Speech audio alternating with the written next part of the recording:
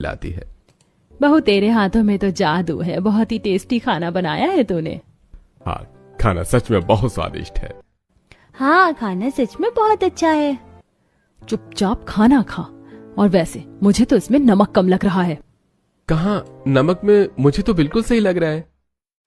तभी सुमित्रा 2 सोने के कंगन लाकर अनुष्का को पहना देती है। ये क्या है माँ जी?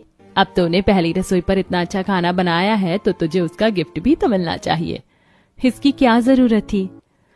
सच में माँ, इसकी क्या जरूरत थी?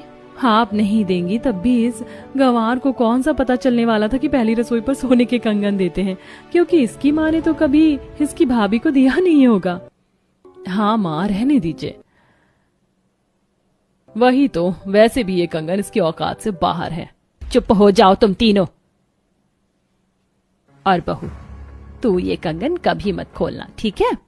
इसी तरह कुछ दिन बीतते हैं। एक दिन कितना बड़ा घर है और यहाँ से बाहर देखने में कितना मजा आता है। ठंडी ठंडी हवा, सुहाना मौसम, आहा हा। नीचे सब्जी वाला आया है।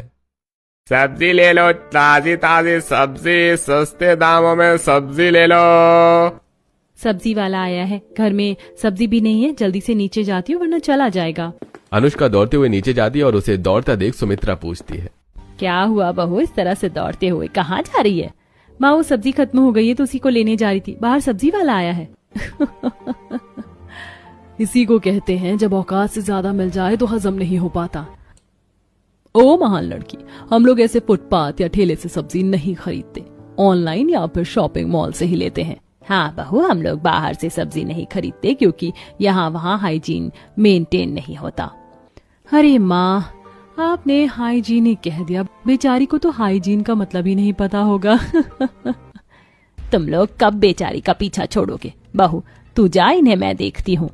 अनुष्का बिना कुछ कहे अपने कमरे में आ जाती है और ये सब रात को जब अमित को पता चलता है तो, देखो तुम भाभी की बातों का बुरा मत मानो, वो लोगों को बस ताने मारने में मजा उनको आता है, चाहे सामने कोई भी हो। तुम उनकी बातों को कभी दिल पर मत लगाना। हाँ, मैं उनकी बातों को अनदेखा कर देती हूँ, लेकिन और कब तक? क्या जब तक मैं इस घर में रहूंगी तब तक मुझे उनके ताने सुनने पड़ेंगे? नहीं, देखा ऐसी बात नहीं है, कुछ दिनों में सब सही हो जाएगा। बस तुम भगवान पर भरोसा रखो और अपना काम करो। देखना एक ना एक दिन निकिता भाभी ही तुम्हारी सबसे अच्छी भाभी बन जाएंगी।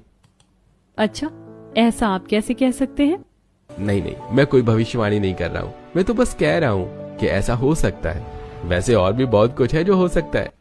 क्या आप भी? इसी तरह दोनों थोड़ी देर बातें करते हैं और फिर सो जाते हैं। कुछ दिन गुजरते हैं तो निकिता और कल्पना की सहेलियां घर आती हैं। एक बात तो